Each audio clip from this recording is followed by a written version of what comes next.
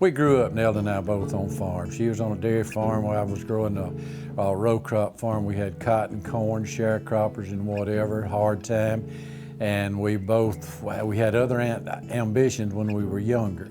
But after a year or two and a couple of little babies, and both of us had parents that were fairly mature and had plenty of room for us to fit into the operation, it just seemed the logical thing for us to do, to come home and farm. We were desperate for years and years. It's hard to make a living on this hill land growing cotton. You can't get big. You can't get big with soybeans. You can't get big with hardly anything. And we needed to have a crop that was high value, labor intensive on a small acreage. Folks from the state came down with their Lincoln and there was whip antennas in the wind, and they took one look around and they told us there's no way in the world that you could have a U-pick or a tourism business way out here.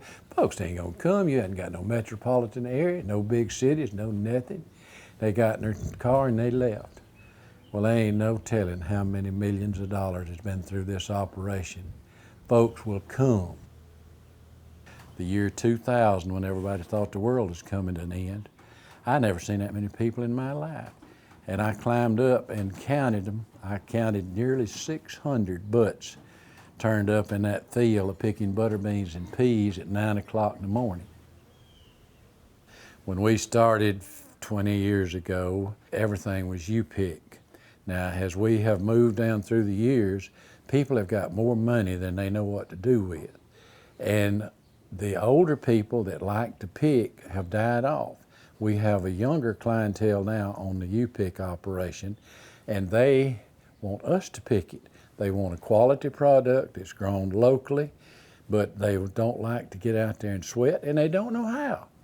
And so much of the crop now, we are picking it ourselves. And there's some things that you have to pick if you're gonna be in a U-pick operation. You don't know who's gonna drive up tomorrow. So the thing is, me and Jolene go pick the squash, go pick the cucumbers, because if nobody comes, we got over-mature squash, over-mature cucumbers, and then your plants quit bearing. But now, people love to pick the tomatoes. We cannot pick tomatoes. And we have a lot of people that want to pick their peas and their butter beans. Now, another thing that we've learned in the U-pick business, you need to be prepared to let a lot of it go to waste. You can grow a world of squash for $25, but if you go and hire a bunch of folks or do it yourself and pick 100 gallons of squash and you can't sell it, you got a bunch of trouble.